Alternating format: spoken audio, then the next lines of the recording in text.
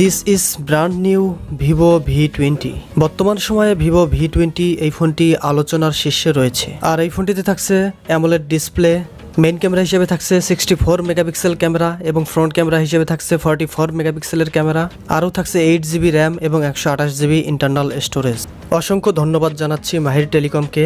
তাদের কাছে ভিভোর সকল ফোন আপনারা পেয়ে যাবেন এবং তাদের কাছে আপনারা আমার চ্যানেলের নাম করে অবশ্যই গিফট হ্যাম্পার বুঝে নিতে পারবেন। তাদের ঠিকানা কোনাবাড়ি প্লাজা, মন্ত্রী মার্কেট, 4 নম্বর দোকান, কোনাবাড়ি, যদেবপুর, গাজীপুর। আর বর্তমান সময়ে ভিভো V20 এই ফোনটি পাওয়া যাচ্ছে 32,990 টাকাতে। ভিভো V20 এই ফোনটিতে ডিসপ্লে সেকশনে ব্যবহার করা হয়েছে 6.4 ইঞ্চ একটি অ্যামোলেড ডিসপ্লে এবং এই ডিসপ্লেটির PPI হলো 409।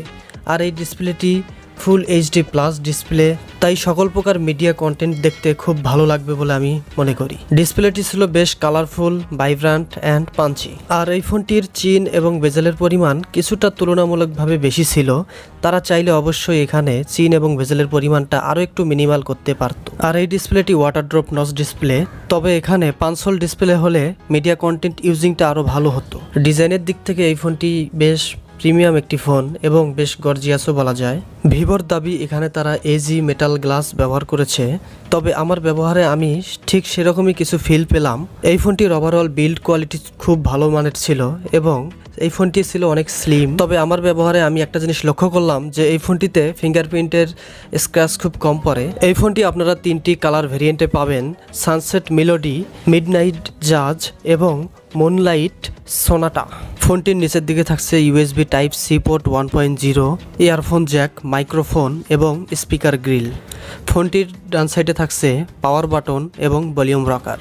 আর এই ফোনটির বাম সাইডে থাকছে ডেডিকেটেড সিম কার্ড স্লট, যেখানে 2টি সিম, একটি মেমোরি এক্সপান্ড করতে পারবেন। তুলনামূলকভাবে এই ফোনটির ক্যামেরা বামটি একটু বেশি উঁচু ছিল, যা কিনা ব্যাক কভার ছাড়া একেবারেই মানানসই বলে আমি মনে করব না, কারণ এখানে ক্যামেরাতে লেন্সে স্ক্র্যাচ পড়তে পারে। তাই এই ফোনটি সবাই সাবধানতার সাথে ব্যবহার করবেন এবং অবশ্যই একটি ব্যাক কেস ব্যবহার করার পরামর্শ রইল। সিকিউরিটি সেকশনে এই ফোনটিতে থাকছে ইন ডিসপ্লে ফিঙ্গারপ্রিন্ট, যেহেতু এই ডিসপ্লেটি একটি অ্যামোলেড ডিসপ্লে। ফিঙ্গারপ্রিন্টের স্পিড ছিল তুমুল আকারে ফাস্ট, জাস্ট আঙ্গুলটা ধরে প্রেস করলেই ফোনটি আনলক করে ফেলে। আরও থাকছে ক্যামেরা বেসড ফেস আনলক, যার স্পিডটাও ছিল তুমুল আকারে ফাস্ট।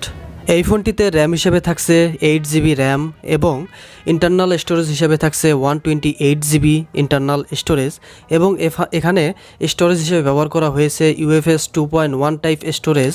এই ফোনটিতে অ্যাপ ওপেনিং, ক্লোজিং সবগুলোই ছিল ফাস্ট এবং আমার কাছে কিছুটা স্লো মনে হয়েছে মাঝে মধ্যে, তবে এটা সফটওয়্যার অপটিমাইজেশনের ফলে এটা অনেকটাই শুধরানো সম্ভব বলে আমি মনে করি। এই ফোনটি রান করছে ফান্টাস OS 11 বেসড অন অ্যান্ড্রয়েড 11।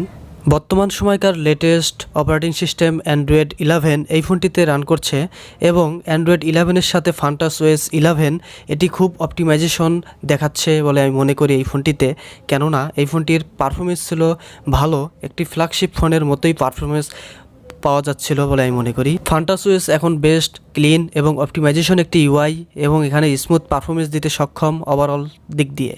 ফান্টাস OS-এর সকল ফিচার এখানে উপস্থিত, অর্থাৎ dark mode, I protective, screen রেকর্ডের মতো অপশন। আরও থাকছে ফান্টাস OS-এর সকল ফিচারগুলো এই ফোনটিতে। তো ভিউয়ার্স, আপনাদেরকে ভিডিওর মাঝখানে কিছু কথা বলে রাখি। আমার এই চ্যানেলটি একেবারেই নতুন। আপনারা যদি আমার চ্যানেলে সাবস্ক্রাইব করেন তাহলে আমি এগিয়ে যেতে পারবো, আর আমার চ্যানেলে সাবস্ক্রাইব করার পাশাপাশি বেল বাটনটিও বাজিয়ে দেবেন। ধন্যবাদ। চিপসেট হিসেবে এই ফোনটিতে থাকছে কোয়ালকম স্ন্যাপড্রাগন 720G। এই চিপসেটের আপটো ক্লক স্পিড 2.3 GHz। আর এই চিপসেটটি 8 ন্যানোমিটারে বিল্ড করা এবং এই চিপসেটের GPU অ্যাড্রিনো 618।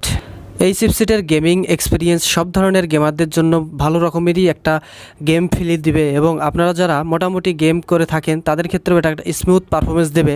যারা হেভি গেম খেলে থাকেন তাদের ক্ষেত্রে কিছুটা সমস্যা হতে পারে, কিন্তু যারা মডারেট গেম খেলবেন তারা এটা থেকে ভালো একটি গেমিং পারফরমেন্স পাবেন।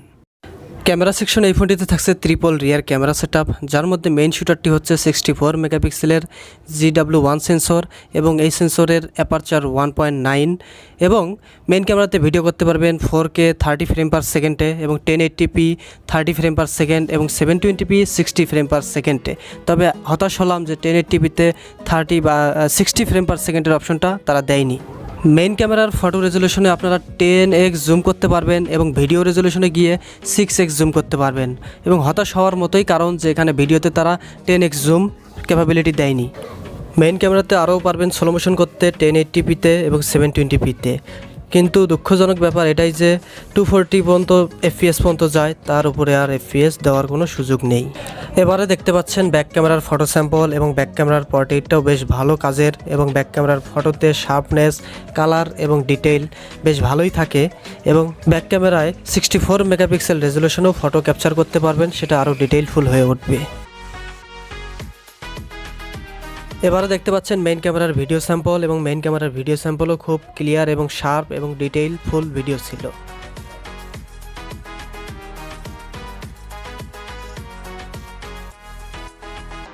এবং এই সেটআপের দ্বিতীয় ক্যামেরাটি হচ্ছে 8 মেগাপিক্সেলের একটি আলট্রা ওয়াইড লেন্স, যার অ্যাপারচার f2.2 এবং এই ক্যামেরাটি 120 ডিগ্রি ফিল্ড অফ ভিউ দেয়, যা দেখতে খুব ভালোই লাগে। কোনো প্রকার ফিশাই লেন্সের মতো ফিল্ড অফ ভিউ লক্ষ্য করিনি। এবং আলট্রা ওয়াইড ক্যামেরাটিও নাইট মোড সাপোর্ট করে, আলট্রা ওয়াইডে ভিডিও করতে পারবেন 1080p 30 ফ্রেম পার সেকেন্ডে। এবারে আপনারা দেখতে পাচ্ছেন ultra wide camera photo sample এবং আলট্রা ওয়াইড ক্যামেরার ফটো স্যাম্পলগুলো বেশ কালারফুল ছিল এবং কোনো প্রকার unnatural colour field of view দেখিনি এবং এখানে কিছুটা লাইট কমে যায়, কিন্তু ওভারঅল ডিটেইল মোটামুটি ভালোই থাকে, কিন্তু আরও একটু ডিটেইল আশা করেছিলাম ওভারঅল।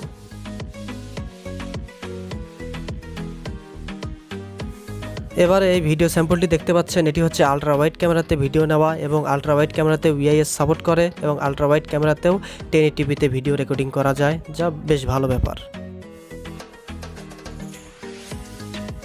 এবং এই সেটআপের তৃতীয় যে ক্যামেরাটি ব্যবহার করা হয়েছে সেটি হচ্ছে 2 মেগাপিক্সেলের একটি মনোক্রোম লেন্স, যেটি কিনা বাস্তবিক অর্থেই একটি ডেপথ সেন্সিং ক্যামেরার চেয়ে অনেকটাই ইমপ্রুভড। এই মনোক্রোম ক্যামেরার সাহায্যে ফিল্টারিং ভিডিও নিতে পারবেন এবং ফিল্টারিং ফটো নিতে পারবেন, অর্থাৎ সাবজেক্টকে রঙিন রেখে পিছনকে ব্যাকগ্রাউন্ডকে সাদা কালো করে দেওয়ার যে সিস্টেমটা, সেটা এই ফিল্ড অফ ভিউ। ব্যাক ক্যামেরায় পোর্ট্রেট ভিডিওগ্রাফি করতে পারবেন, যার ফলে DSLR কোয়ালিটি ভিডিও নিতে পারবেন এবং এজ ডিটেকশনও মোটামুটি ভালোই ধরে এবং ডে লাইটে আরও অ্যাকিউরেট এজ ডিটেকশন ধরবে। এই ক্যামেরাতে একটি এক্সট্রা ফিচার যোগ হয়েছে, অর্থাৎ মেইন ক্যামেরা এবং ফ্রন্ট ক্যামেরা দুইটাই একসাথে ডিসপ্লেতে শো করানো যাবে, অর্থাৎ দুই ক্যামেরার কাজটাই একসাথে করানো যাবে এই ফোনটিতে। ফ্রন্ট ক্যামেরা হিসেবে এই ফোনটিতে বিগ অ্যাডভান্টেজ থাকছে, কেননা এখানে ফ্রন্ট ক্যামেরাতে আপনারা পাচ্ছেন 44 মেগাপিক্সেলের একটি ক্যামেরা, যার aperture f2.0। Good thing is front ক্যামেরাতেও ভিডিও করতে পারবেন আপনারা 4K রেজলিউশনে। ফ্রন্ট ক্যামেরাতেও EIS থাকছে, যার ফলে একটি শেক ফ্রি ভিডিও আপনারা পাবেন। ফ্রন্ট ক্যামেরার ফটো কোয়ালিটি এবং ভিডিও কোয়ালিটি ছিল জোশ, কেননা ফটো কোয়ালিটিতে শার্পনেস, ডিটেইল এবং কন্ট্রাস্টের পরিমাণটাও ছিল 1 পয়েন্টে। দেখে নিন কিছু ফটো স্যাম্পল ফ্রন্ট ক্যামেরার, যা দেখলে আসলেই হতবাক হওয়ার মতো, কেননা এখানে 44 মেগাপিক্সেল ক্যামেরাটি অনেকটা শার্প ডিটেইল ফটো ক্যাপচার করতে পারে এবং ফ্রন্ট ক্যামেরার পোর্ট্রেটটাও ছিল জুস লেভেলের, কেননা এখানে এজ ডিটেকশন খুব সুন্দর ধরছিল। এবারে দেখতে পাচ্ছেন ফ্রন্ট ক্যামেরার কিছু ফটো স্যাম্পল এবং ফ্রন্ট ক্যামেরার ফটো স্যাম্পল বেশ অ্যাকিউরেট এবং বেশ কালারফুল এবং কন্ট্রাস্টের পরিমাণটা 1 পয়েন্টে আছে এবং এখানে সবচেয়ে চোখে পড়ার মতো যে বিষয়টি সেটা হলো এখানে কন্ট্রাস্টের পরিমাণটা এবং এখানে শার্পনেসটাও বেশ ভালো থাকে।